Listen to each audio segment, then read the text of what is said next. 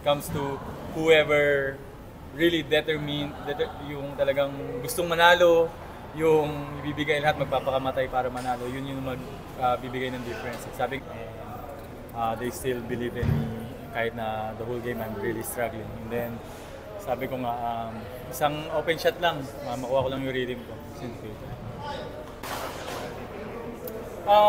In this series, we need everyone to win against Ginebra. Lahat talaga kailangan mag-produce, hindi pwedeng may bad game. Mahirap manalo pag may isa or dalawa sa amin nag-struggle. Kailangan talaga tulong-tulong.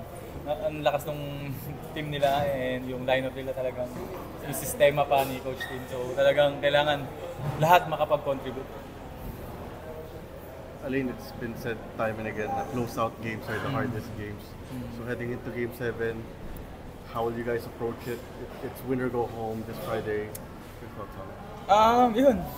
Game 7, all out. Yun na lang naman eh. It comes to whoever really determined, yung talagang gustong manalo, yung ibibigay lahat, magpapakamatay para manalo. Yun yung magbibigay ng difference. Sabi nga ni Coach Tim when I was playing sa Sanmig, nagkakasama kami. We fought a lot of Game 7 and do or die. Dami namin Sabi niya, it comes to the players talaga. Kung paano mo i-execute. Alam niyo na lahat ng game plan ng kalaban, lahat ng binabatong depensa. Alam niyo na yan. It's all about the players who really wanted to win that will parang came out with a victory. Gaano ka poetic ba na kung sino yung coach na nagsabi sa'yo about Game 7? Siya yung mga kalaban mo this Game 7?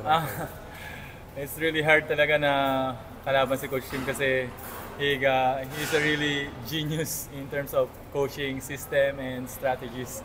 Tapos sabong pa sila Coach Richard, yung tandem nila talagang magaling talaga. So imagine how many championship and yung percentages of winning nila, di ba? So we really have to be prepared and talagang kailangan namin walang lapses dun sa talagang kailangan well execution, game plan. So yun. Ano Game 7 ka na before? Game 7, hindi ko maalala. Hindi ko maalala. Pero yun yung mga do or die, kasama namin sila James, sila PJ, sila Joe and Ping. So, pero yun, backup lang ako nung time na yun. So ito, kailangan talaga paghandaan as a veteran, kailangan mag-step up ka during those moments. So yun yung nakita ko nung kasama ko sila James, sila Ping.